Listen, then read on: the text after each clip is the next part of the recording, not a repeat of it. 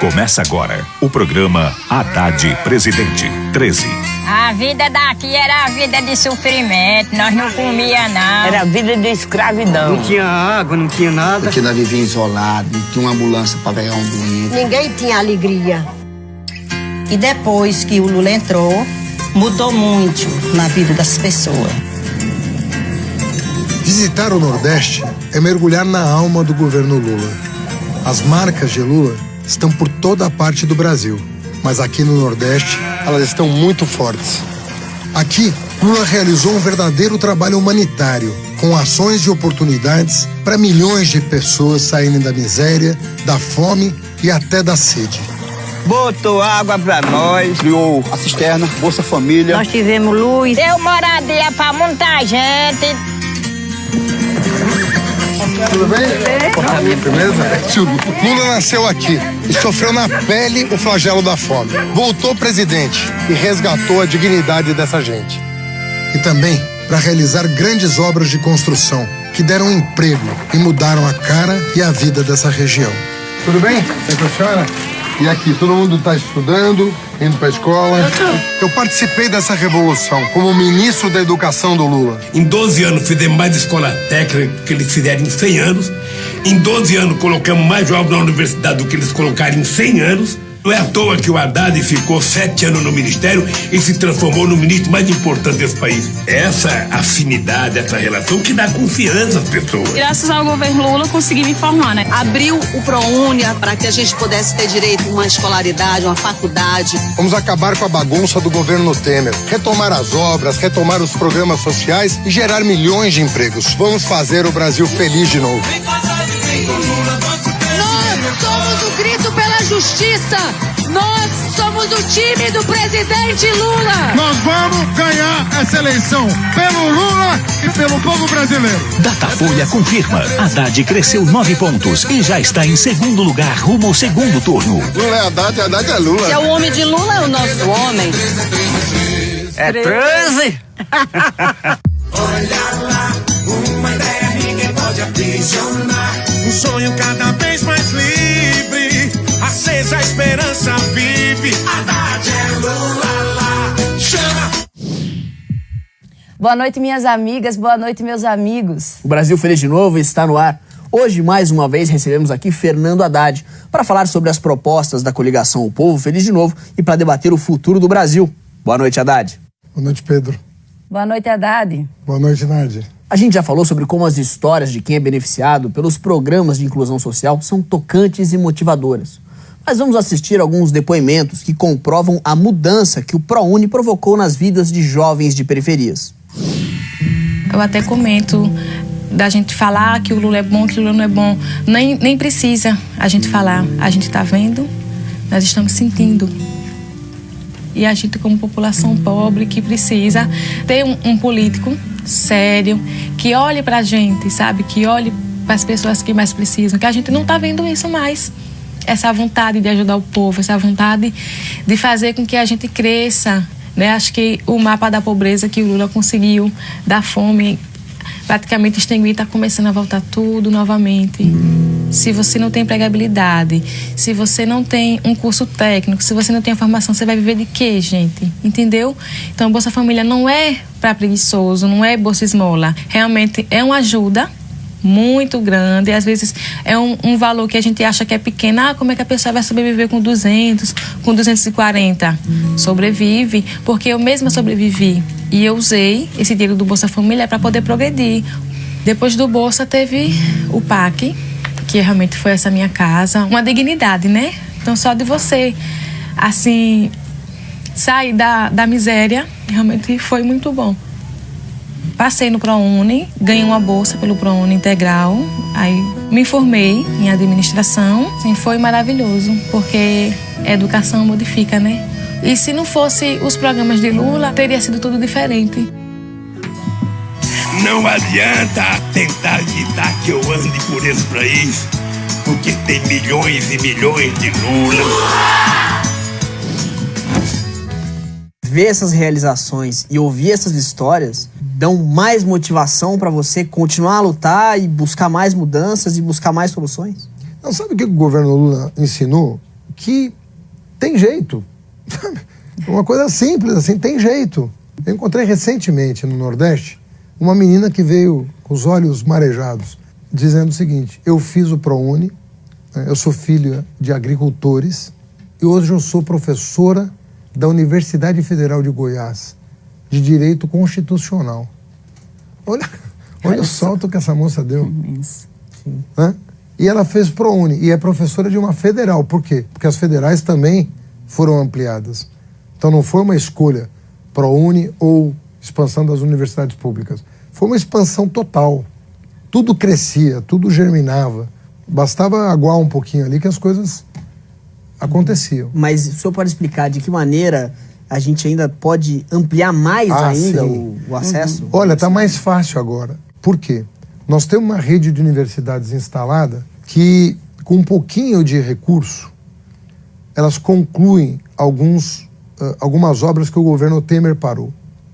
Sabe? Tem algumas poucas obras para concluir o grande processo de expansão e interiorização que o ensino superior público experimentou nesse período. Qual é o maior óbice à inclusão de pessoas na universidade? A permanência. Hoje as pessoas conseguem entrar, mas nem todas que entram conseguem sair. Porque você há de convir, 4, 5 anos de graduação exigem... Tinha dinheiro para fazer as universidades. O que foi criado com a ideia do querido ministro Fernando Haddad? As escolas privadas deviam impostos ao governo. Então, o que nós fizemos foi um programa que trocava a dívida das universidades por vaga para alunos, sabe, na universidade. Por isso que o ProUni tem 1,5 milhão de alunos na universidade. Pessoas que jamais pensaram em ter oportunidade, hoje estudam nas universidades por conta desse programa. E a outra era o FIES. Eu passei 5 anos tentando ver como é que eu ia fazer para financiar o coitado que fazia vestibular e não podia passar nas públicas porque eram poucas. Aí ele passava numa privada. Quando chegava fevereiro, que ele ia tentar entrar, o preço da mensalidade não deixava o coitado entrar. Aí ele voltava para casa, sabe, um jovem ou uma jovem desanimado, o pai e a mãe desalentados, porque o filho queria estudar e não tinha dinheiro. E nós tínhamos um programa, o FIES na Caixa Econômica Federal, que tinha um problema. Ele não confiava nas pessoas, portanto ele não financiava. Ele exigia avalista. E como o pai, muitas vezes nem o pai confia em avalizar o filho de 18 anos, ou seja, porque ele teria que pagar quando se formasse, nós fizemos uma conversa, sabe, o Fernando Haddad e eu, o ministro da Fazenda, e decidimos o seguinte: não, o governo empresta tanto dinheiro para tanta gente, por que o governo não vai emprestar dinheiro para o futuro desse país? Se a educação é o futuro do país, então o governo vai ser o avalista, tá, para financiar dinheiro para o jovem estudar. E, sabe, da mesma forma que a gente empresta dinheiro para o empresário pagar com 5 anos de carência, pagar um pouquinho de juro, a gente tem que fazer para a educação. Porque não tem investimento mais sagrado para um país do que investimento na educação. Formar um engenheiro significa formar a certeza de um futuro extraordinário. Formar um professor é a mesma coisa, formar um físico, um químico, sabe? Então é isso que nós temos que apostar. O que eu lamento profundamente é como esse país já teve presidente, doutor, sociólogo, engenheiro, fazendeiro, advogado, professor. Como é que essa gente nunca pensou em educação? Sabe por quê? É porque os filhos dele não tinham problema de educação. Haddad, os programas sociais criados pelo governo Lula revolucionaram a vida de milhares de brasileiros e brasileiras. Algumas pessoas contaram pra gente como foi viver essa mudança. Queria convidar você e você aí de casa para assistirem com a gente.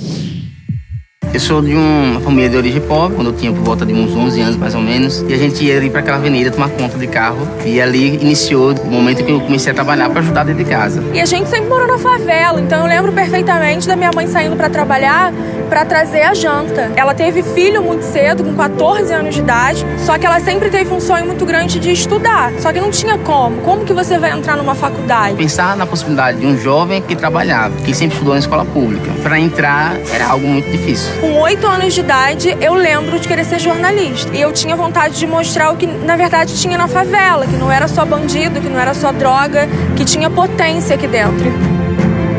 Uma vez eu passei uma semana tomando conta do meu irmão no hospital e ele estava internado. E ali eu vi, né, de perto como é que o médico trabalhava. Nasceu o meu desejo de ser médico. Mas eu nunca tive coragem de dizer para ninguém porque era algo muito utópico. No máximo, você fez seu ensino médio num colégio público. Não tinha futuro, não tinha perspectiva. As políticas afirmativas foi a ponte para chegar. Só quem teve oportunidade sabe da importância que foi, não só na minha vida, mas eu tenho certeza que na vida de muitos outros. Muito fácil de você perceber que no período Lula melhorou muito. Eu lembro perfeitamente, assim, eu votei no Lula, eu tinha 16, então eu vivi muito do antes. A única maneira da gente voltar a sair da linha da pobreza, voltar a sorrir, voltar a ter esperança e você conseguir vislumbrar um futuro é com políticas de igualdade. E que não seria possível não fosse o governo que abraçou essa causa, né? Um governo que nasceu de origem trabalhadora e que, por isso, pensou em algo que pudesse contemplar as pessoas que trabalhavam, as pessoas que não tinham o mesmo acesso. Então essa é a grande necessidade que eu tenho de afirmar, por onde eu for, que o Lula trouxe para mim a possibilidade de ser alguém, de ter voz através da educação. Tem uma palavra que define a minha vida com o Lula, que é gratidão. São histórias de transformação. Haddad, você poderia me dizer qual é o resultado mais positivo e visível do ProUni? O que eu vejo de bonito? Tem muitas lideranças hoje, inclusive no movimento estudantil, presidentas de DCEs, de centros acadêmicos, etc., que são prounistas negras. A mulher negra entrou. Importante demais. Era muito raro você entrar numa sala de aula e ver a população negra representada. Eu ficava indignado quando eu era estudante. Falava, meu Deus do céu, a universidade é pública. E cadê o Brasil aqui dentro, né? O que mais me emociona é ver a diferença que fez para o povo negro. Isso aí não tem o que pague. Para mim é bem importante. Não tem, sabe, qualquer esforço terá valido a pena para emancipar tantas pessoas que ficaram 100 anos aguardando essa oportunidade. Porque abolir a escravidão é o quê? Não é uma lei simplesmente. É você abrir as portas. E o povo negro esperava esse momento. Quando é que as portas vão se abrir? Do sistema de saúde, do sistema de ensino. Então foi um longo percurso. Né? Mas chegou o dia, né? Começou. Não está resolvido. Está longe. Mas começou. Né? E aquilo, uma coisa puxa a outra, né? De que maneira o plano Lula de governo pretende melhorar a educação no Brasil? Quer dizer, quais as transformações que devem acontecer? Pedro, uma coisa importante para governar é você saber o que já está dando certo. Na educação, a educação é um longo ciclo, né? Começa lá na creche e termina na pós-graduação. O que nós fomos bem? Nós fomos bem em muita coisa durante os 3 governos do PT. Nós ampliamos muito o acesso à creche. Nós praticamente universalizamos a pré-escola. O ensino fundamental, que já estava universalizado, a qualidade que caía passou a subir. E nós passamos a cumprir metas de qualidade do ensino fundamental. E a educação superior teve um salto extraordinário. O ensino médio não reagiu. Por isso que o nosso plano está focado no ensino médio. Cuidar do que já estava sendo cuidado e vinha reagindo, mas ter um foco especial no ensino médio. Qual a proposta? Que a nossa rede federal de escolas técnicas, SENAC, SENAI, que elas adotem o ensino médio público do país para recuperar essas escolas. Então, cada escola federal vai ser responsável por 1, 2 ou 3 escolas estaduais, começando pelas de pior desempenho, maior evasão, para promover aquelas escolas. Aí nós vamos começar a puxar para cima o ensino médio, que é o elo mais frágil de todo esse ciclo, de toda essa corrente. Aí nós vamos ter completado o nosso trabalho e aí empurrar todos os vagões pra frente, entendeu? Tá certo. Muito obrigado, então, pela presença. Uma boa noite a todos. Boa noite a todos, boa noite, Haddad. Boa noite. Boa noite, companheira. Boa noite. Olha lá, uma ideia ninguém pode aprisionar. Um sonho cada vez mais livre, acesa a esperança vive.